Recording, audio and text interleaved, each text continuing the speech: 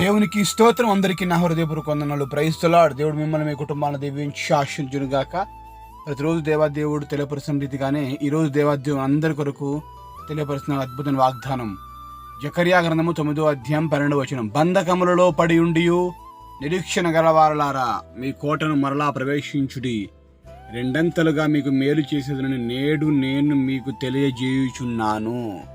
దేవునికి సమస్తమైన మహిమ కలుగును గాక. ఈ గొప్ప వాగ్దానం మనందరి జీవితంలో నెరవేర్చబడును గాక. ఆమేన్. ఈరోజు దేవుడు తెలుస్తున్నాడు ఏంటంటే, రెండంతలైన మేలులు మీకు దయచేస్తాను. హల్లెలూయా.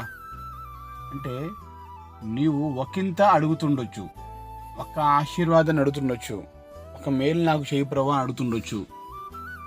దేవుడు అంటున్నాడు, నువ్వు అడిగేది ఒకటైతేను అంతకంటే ఎక్కువ ఇస్తాను, డబల్ పోర్షన్ ఆఫ్ బ్లెస్సింగ్ నీకు ఇస్తాను, రెండంతల మేలును నీకు దయచేస్తాను అని దేవుడే ఈ మాటను తెలియపరుస్తూ ఉన్నాడు.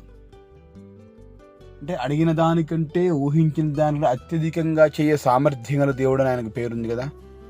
మరి ఎందుకు అంటే, బంధకాలలో ఉండి కూడా నువ్వు నిరీక్షణ కలిగి ఉంటావు చూడు. ఇదిగో నీకు తప్పకుండా నీకు నిరీక్షణను బట్టి ఖచ్చితంగా నీకు రెండంతల మేలులు. అంటే రెండంతల మేలులు ఈజీగా అందరికీ రావండి. బంధకాలలో అనగా సమస్యల్లో, పోరాటాల మధ్యలో పడి ఉండి కూడా, ఆ సమస్యలు పడుతూ కూడా నిరీక్షణ కలిగి దేవుని వైపు చూసిన వారికి ఏమవుతుందంటే, రెండంతల మేలులు ఖచ్చితంగా ఉంటుంది. దేవుని మాట వినగలిగితే, దేవుని మాటకు నువ్వు చెవియొగ్గి ఆయన చెప్పిన దాని ప్రకారం నడవగలిగితే ఖచ్చితంగా ఆ మేలును ఆశీర్వాదం పొందుకోగలుగుతావు, చూడగలుగుతావు.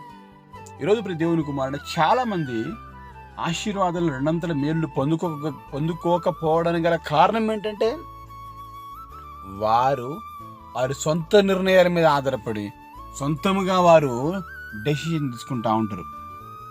స్వతహాగా తీసుకోకూడదా అనేది ఉద్దేశం కాదు. కానీ నువ్వు దేవుని నమ్మిన నీవు దేవునిపై ఆధారపడకుండా, ప్రార్థనాపూర్వకంగా వెళ్ళకుండా నీ ఇష్టానుసారంగా వెళ్ళినప్పుడు ఏమవుతుందంటే, అందులో మనము సఫలీకృతం కాలేం, ఆశీర్వాదం మనం పొందుకోలేం. ప్రియ దేవుని కుమారుడు కుమార్తె, ఈరోజు దేవుడు నీకు అందిస్తూ తెలియపరుస్తున్నట్టు గొప్ప మాట ఇది.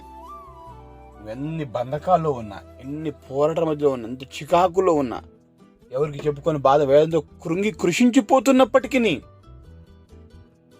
ఆయన మాట విను, ఆయన చెప్తున్న మాటను విను. ఆ బంధకాల్లో ఉండి కూడా నా దేవుడు నాకు సహాయం చేస్తాడని నిరీక్షణతో ఎదురు చూస్తున్నావే, మీ కోటలో మరలా మీరు ప్రవేశించుడి. కోట అనగా ప్రార్థన కోట, మందిరము అనే కోట, యేసుక్రీస్తు అనేటువంటి గొప్ప కోట. అక్కడికి మనం వెళ్ళగలిగితే, దేవుడు అంటున్నాడు, నువ్వు బంధకాలు ఉన్నావా, సమస్యలు లేకుండా లేవు, సమస్యలు ఉన్నావు కదా, సమస్యల్లో ఉండి కూడా నిరీక్షణతో ఎదురు చూస్తున్నావు చూడు.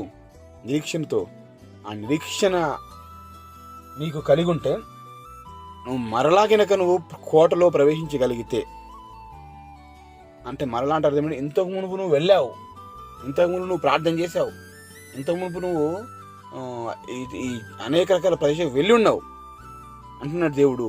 ఇంతకుముందు వెళ్ళావుగా అంటే ప్రయత్నించావు కానీ విఫలమయ్యావు, కానీ మరలా ఇప్పుడు వెళ్ళు, నేను చెప్తున్నాను ఖచ్చితంగా సఫలం అవుతావు నువ్వు. మన వాక్యంలో గమనించినట్లు దాని ప్రకారంగా ఆలోచన చేస్తే, పేతురు తన యొక్క శిష్యులతో, పేతురు తన యొక్క బృందం అంతా కలిసి ఎక్కడికి వెళ్ళారు? చేపలు పట్టడానికి వెళ్ళారు. రాత్రంతా కష్టపడ్డారు. రాత్రిపూట ఎక్కువ చేపలు పడతాయి వలలలో. రాత్రంతా కష్టపడ్డారు, కానీ ఒక్క చిన్న చేప కూడా పడలేదండి.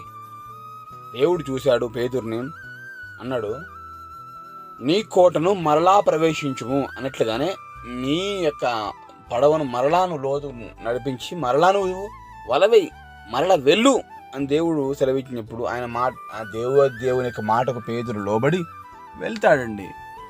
అదే ప్రదేశంలో వెళ్ళాడు, చేపలు పడడం వెళ్ళాడు, ఒక్క చేప కూడా పడలేకపోయింది. కానీ మరలా ఇప్పుడు దేవుడి మాట ప్రకారం వెళ్ళాడు. ఏమైందంటే, రెండంతలుగా మేలులు, అనగా ఒక్క దోణి నిండా కాకుండా 2 దోణెల నిండుగా, 2 దోణెలు పక్కనున్న దూరంగా ఉన్న వారికి సేగ చేసి రండి రండి నా దోణి నిండిపోయింది, మీ దోణి కూడా నేను నింపాలి అని చెప్పేసి చూడండి ఆశీర్వాదము. చూడండి, ఒకప్పుడు నువ్వు పొందుకోలేనిది ఇప్పుడు దేవుని మాట లోబడితే దాన్ని రెండంతలుగా పొందుకోబోతున్నావు. ఈరోజు నువ్వు అనారోగ్యంతో ఉన్నా, ఆర్థిక ఇబ్బందితో ఉన్నా, ఏ సమస్యతో ఉన్నా నా దేవుడు నీకు ఖచ్చితంగా చూస్తున్నాడు. రెండంతల మేలు ఆశీర్వాదాలు నీకు దయచేయును గాక. ఆమేన్. ఈ మాట ఏమంటే ప్రార్థన చేసుకుందాం. ప్రార్థన. మహాగండ పరిశుద్ధుల ప్రేమ గల తండ్రి వందనాలు స్తోత్రం. అద్భుతమైన వాక్యం వాగ్దానం ఇచ్చావు. పేతురు రుణంతలుగా ఇచ్చినట్టుగా ప్రభు మాకు జీవితంలో రుణంత మేలు ఆశీర్వాదాలు దయచేయండి. కష్టంలో, నష్టంలో, బాధ, ఇరుకులోను మాకు ప్రభు తండ్రి నిరీక్షణతో నువ్వు సహాయం చేస్తూ ఎదురు చూస్తుండగా మీరే సహాయం చేయమని యేసు నామములో అడిగి వేడుకొని పొందుకుంటున్నాం తండ్రి. ఆమేన్.